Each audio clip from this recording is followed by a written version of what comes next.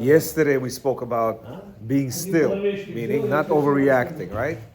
Previously we talked about being humble, because when a person is humble, he's able to control his emotions. Why? He's not gonna, think he's the big man. Yeah? And Shabbat brings us to humbleness. Why? Because on Shabbat we seize everything to Hashem. We stop everything. Yeah? We don't create. We say, Hashem, you're the creator of everything. He allowed us to create, yeah, because we are creative beings. Look how much we created. We even are able to go to the moon, which is something not easy to do, yeah? And yet, he says on Shabbat, we seize everything and we say, Hashem, you're the only creator. We are just your servants, right? And we said we have to be still, meaning we cannot overreact. Stop, think about it, yeah? And again, Shabbat is another way we understand it. Why? Because on Shabbat we very calm, very still. Nobody's jumping anywhere. It's not time to go to work. Relax, yeah? Today, the caption is wise. Mazazeh. Being wise goes beyond being clever. It is about self-knowledge and self-awareness. It is about being perceptive of people and situations. To be wise is to understand the world and our place in it, integrating what we know into the way we live, bringing out the best in ourselves and others. Shabbat is a day set aside for us to become wiser. There's a person called a smart man, there's a person called a wise man, and a person called a clever man, right? These are all mean different things. A wise person, what he does is he looks around him and he understands, what this child is doing, what this person is doing, yeah? What this business negotiation is. Meaning, he's using his mind and he's using his knowledge in order to assess the situation and to visualize it a certain way, right? A clever person, he doesn't really use his wisdom. Book smart. He uses his, He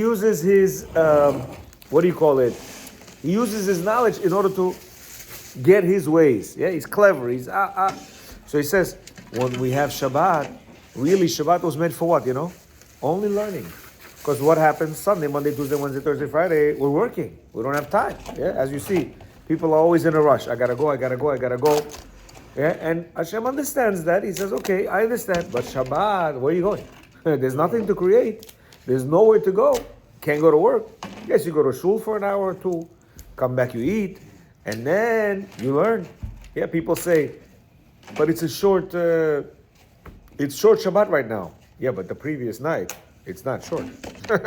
Previous night, I remember last week, I finished the whole pamphlet of 40 pages, which I never do, because I usually do it on Saturday morning, Saturday afternoon. But now Saturday afternoon is not a lot of time. You're right, but Friday, plenty of time. You eat at 6 o'clock, you're basically done. And then 7, 8, 9, 10, you have 4 hours to be able to learn. Shabbat gives us the time to think and learn. And more than that, the day itself enriches our mind. When God blessed the 7th day, He infused Shabbat with a unique spiritual energy through which we expand our knowledge, insight, and understanding, and attain wisdom. We do that by learning Torah, enabling us to see the world through God's eyes. In a world that can be murky and confusing, Torah learning grants us divine wisdom, clarity, and direction, inspiring us to lead a better life. For 6 days of the week, we pursue our material needs, working for the material means to sustain life in a material world. But on Shabbat, we dedicate ourselves to thinking and learning Torah to become wiser. He says that on Shabbat, Hashem infused the day that you're able to understand things differently. Yes, it's hard for people to conceptualize spirituality. Yeah? What do you mean? How could Monday be different than a Saturday as far as thinking is concerned? But you know what I noticed? Shabbat food on Shabbat tastes good. But Shabbat food on a regular day, made the same way, doesn't taste the same for some reason. It doesn't. You can say, nah, it didn't make the same. No, it's made exactly the same way. But you sit and you enjoy it. Yeah, it's a certain spiritual infusion that's in there that, so same thing he's saying. When a person learns, on Shabbat, yeah?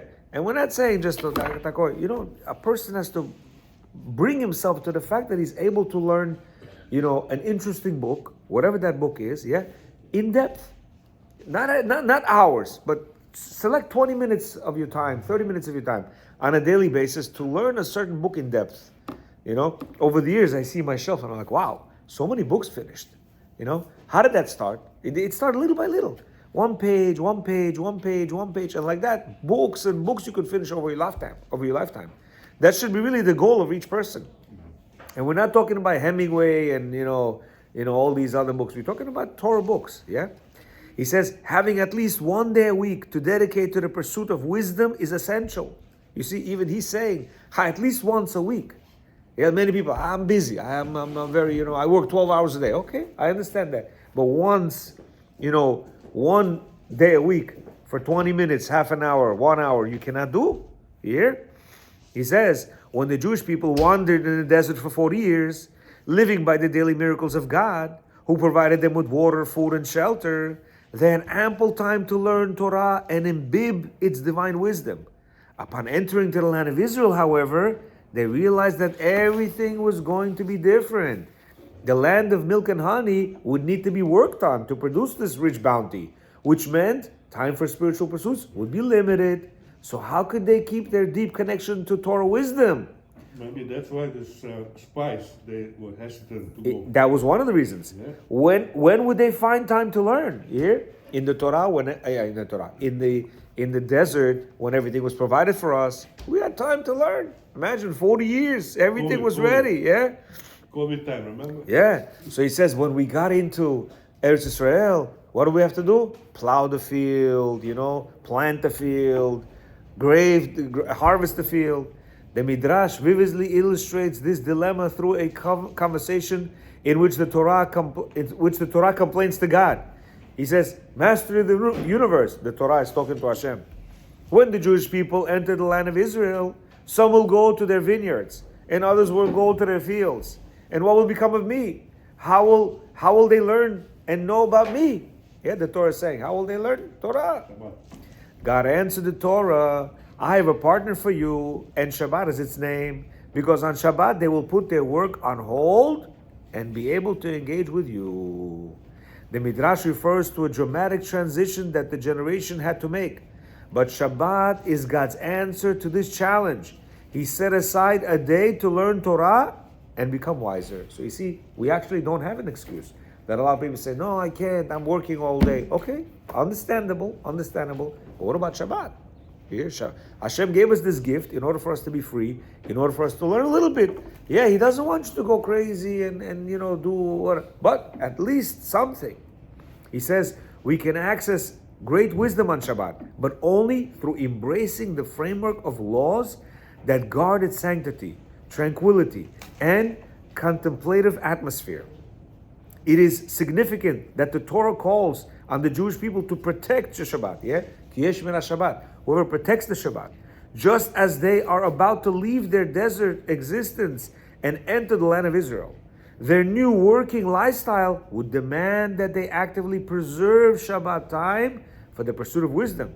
When we keep the laws of Shabbat, we build a fortress around the sacred time within it. Yeah? He says when a person keeps Shabbat, if he knows the laws of Shabbat, he knows that he's not supposed to be thinking about business, he's not supposed to be preparing, he's not supposed to be, just relax, enjoy, and learn. Learn with your children, learn by yourself, yeah? Have your children teach you if you're unable to. He says, it is true that we have a mitzvah to learn Torah every day, but Shabbat is an ideal time. The Shulchan Aruch says that communities should in fact allocate time on Shabbat, not only for communal prayers, but also for communal learning, with public lectures on Torah ideas and laws. Furthermore, if we pursue divine wisdom on Shabbat, we have the opportunity, when we have the opportunity, we demonstrate our thirst for knowledge and wisdom, growth and inspiration. Here, so he says that's what rabbis should make, and we do, an hour here, an hour there. The way that Shabbat creates the time and space for us to think and learn is reflected in every meaning of the word Shabbat. Yeah, Shabbat means to cease, to stop, to refrain from the 39 categories of work on Shabbat. But Shabbat also means to reconsider. Yeah, the root word is shuv, literally to retract, to reverse, to return. See, the word within itself has a certain meaning. He says this refers to the process of learning as we discover new knowledge and insights. We reverse our preconceptions and revise our understanding, seeing things from a new perspective. We contemplate that we know, we contemplate what we know, pondering well-established ideas and considering new ones. A lot of times people do things and they're like, oh, I didn't know that the halakha was like this, yeah? Or I didn't know that the halakha was like that, right? Meaning they think one way, but really it's not the way it is. He says when a person learns, he understands that there's a different situation.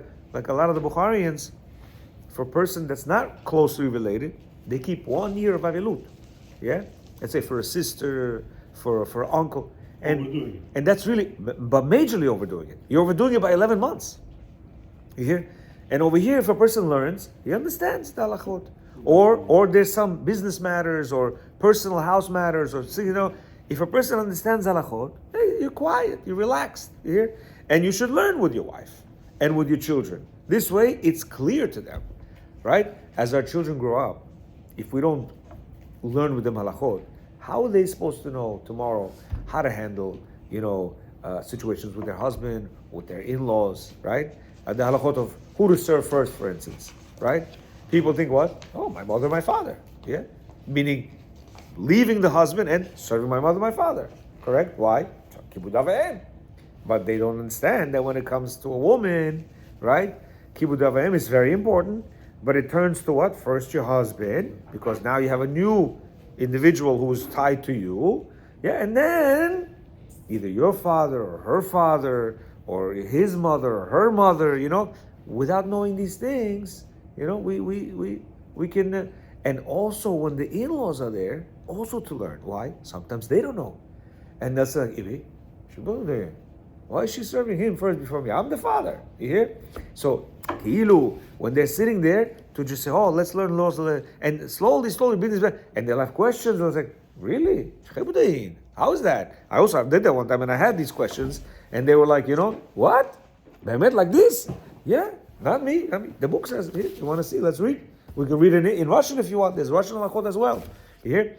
So by learning, we make things clear, around us, and we have no sifakot, and we have no problems, as long as people understand.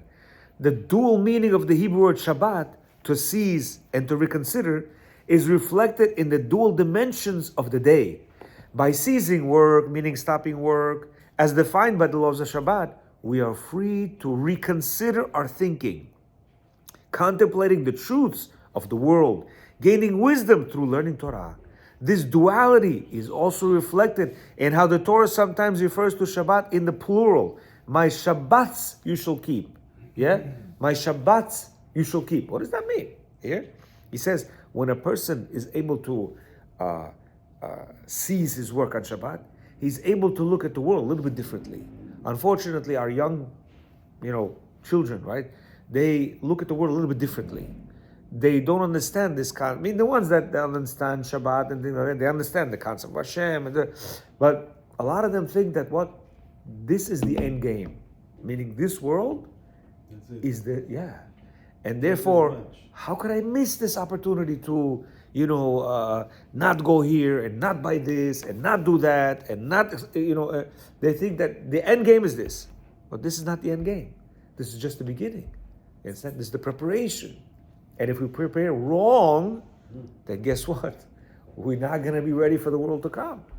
And if we prepare right, then we have all the necessary equipment, to be able to go to the next world and thrive in the next world. It says the seizing and the reconsidering we do on Shabbat are inseparable. Together they offer the opportunity for self-transformation by becoming wiser. Baruch Adonai Olam. Amen. Amen.